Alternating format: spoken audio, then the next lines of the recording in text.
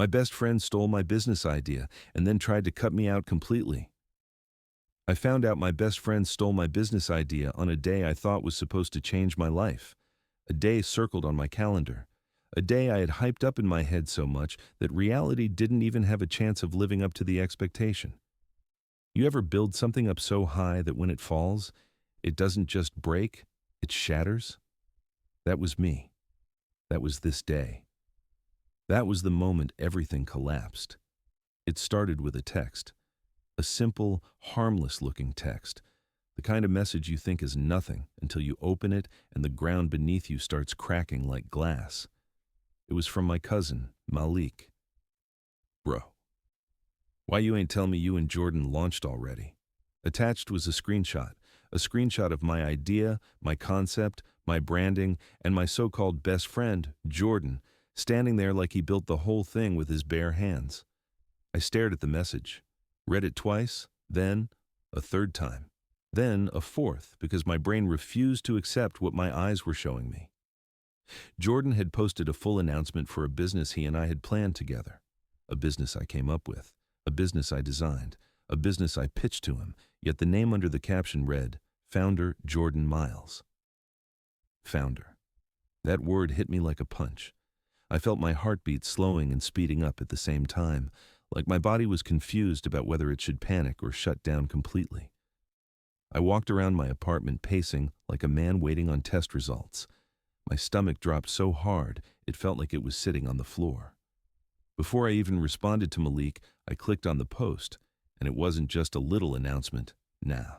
Jordan went all out. Professional photo shoot, long inspirational caption, launch date, merch, a website link, a website. He built a website for my idea before even giving me a heads up. The same guy who used to crash on my couch. The same guy I pulled out of more messes than I could count. The same guy I trusted when I said, Bro, I think this idea could change our lives. I clicked the link. The website loaded slow, or maybe my hands were shaking too much. But when it opened, I froze. There was my blueprint, my model, my layout, even the tagline I wrote word for word at his kitchen table one night when we were brainstorming. Except my name was nowhere, not even a footnote, not even a co-founded by. Nothing. I had been erased with the kind of efficiency you only see in mafia movies. And the worst part? He didn't even block me. He didn't even hide it, like he assumed I'd just let it go. Before I could even think of what to do, my phone rang. It was Malik. You seeing this? He asked. Yeah, I said, swallowing anger so sharp it tasted like blood. I thought y'all were doing that together. We were, I said quietly. So why he's saying it's his thing? That's what I'm trying to figure out. We hung up and I sat there for a minute, just sitting in silence, trying to stop my hands from shaking, trying to slow down my breathing, trying to make sense of betrayal delivered so casually. Finally, I called Jordan. He answered on the second ring. Yo, he said, sounding way too happy. What's good, bro? Not, hey, I wanted to talk to you. Not, there's something I should explain. Not, you're probably surprised by the announcement. Nothing. Jordan, I said, my voice flat, you launched the business? Yeah, man, he said. Crazy day. You see the site? Fire, right? Jordan, I said again, slower. You launched the business without me. Silence. A long, telling silence. Look, he finally said, I was going to talk to you about that. When? I snapped. After the grand opening? After the press release? Relax, bro. Relax? I repeated. You stole my idea. I didn't steal anything, he said defensively. We talked about it together. I brought it to you, I said. I designed it. I built the plan. I made the model. Yeah, but you weren't moving, he argued. You kept saying you needed time. Because I was saving, I said, because I wanted to do it right. Bro, he said, annoyed. Ideas don't wait. If we waited for you to feel ready, we'd be old men. I didn't say don't launch it, I shot back. I said don't launch it without me.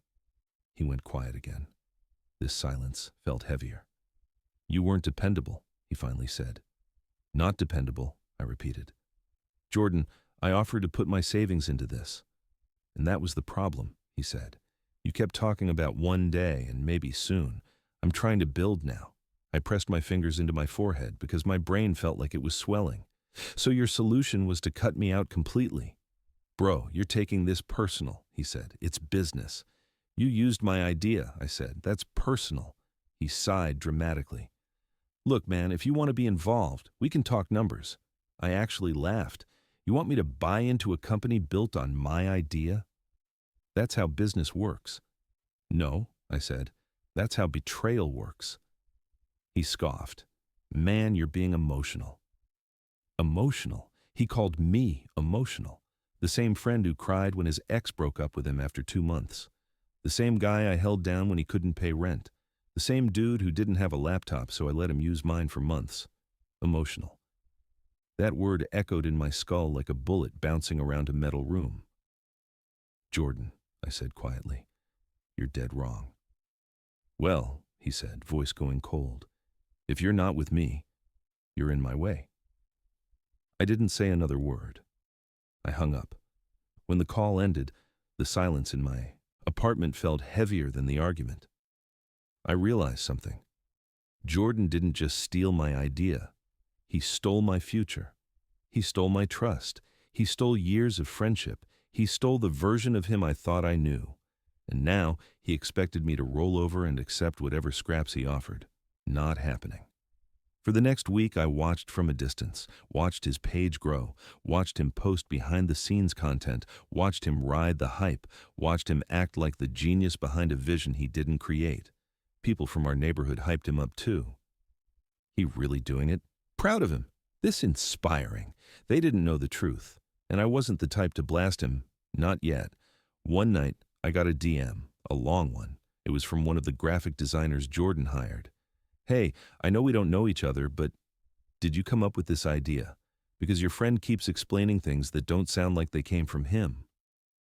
My stomach dropped. 2 days later, someone else messaged me. This looks like something you talked about before. Didn't you and Jordan plan this? The cracks were forming. The truth was leaking. And then came the real turning point. Jordan held a launch event at a local co-working studio, live-streamed it, posted clips, photos, speeches, the whole thing. But in the background of one of the videos on the whiteboard, you could faintly see my handwriting, my notes, stuff from the planning sessions at my apartment. People noticed, and the comments came fast. Yo, didn't OP make this idea? Isn't this the concept you talked about 2 years ago? Why isn't he tagged? Where's the other founder? This shady? People started tagging me in the comments. Jordan deleted them. People reposted them. Jordan turned off comments entirely. And that's when I finally spoke. Not with a rant, not with anger, just with the receipts. I posted a single image, a scanned time-stamped document of my original business plan, my handwriting, my signature, my date, 2 years before Jordan's website. Caption, build with people who don't need to erase you to win. Nothing else. The post went viral in our city. People reshared it, people commented, people DM'd me. People dragged Jordan so hard he stopped posting for 2 weeks. Meanwhile, I took my idea, the full, uncut original version, and launched my own version. Cleaner, better branding, better execution, better presentation.